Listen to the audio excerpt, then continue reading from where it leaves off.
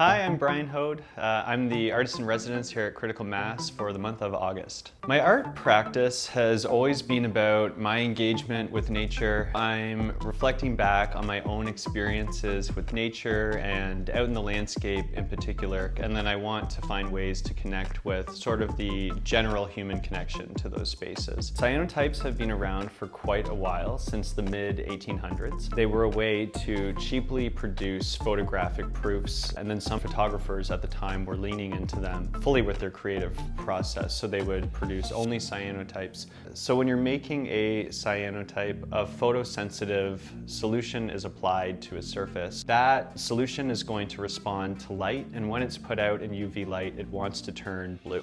So really anything that will cast a shadow and block out light will remain white when the product is rinsed out with water. We've got a few different works in progress happening here. One has been prepared with a pigment before the photographic process has started taking place, and the other has already had the cyanotype process, no pigment applied to the canvas. And that's why we have the blue and white versus the red tone. Both pieces have a different photographic negative exposing on them. A large one over here with a group portrait sitting around a campfire. The smaller one has an image of a person in front of a waterfall. So what I've been doing with these two pieces is trying to create sort of a scene and a sense of space with natural materials first. And that's where I'm trying to think about the cyanotype process as almost a form of drawing or painting.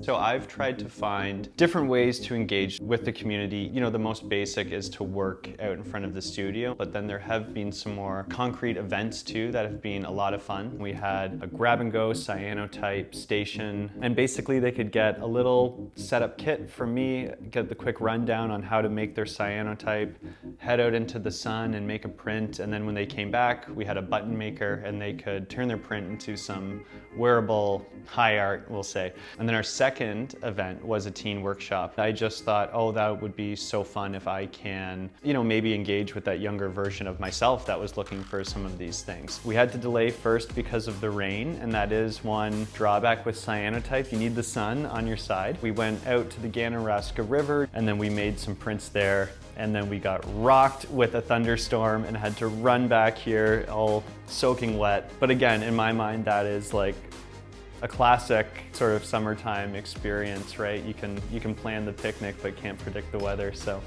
I did grow up in Port Hope as well, so there's a really special thing to me about coming back and revisiting spaces. I do a lot of running, so I'm revisiting my old running routes, and I think about that sort of as mapping the space, and all of that is coming together for me in this project where I'm trying to approach working with nature in a new way.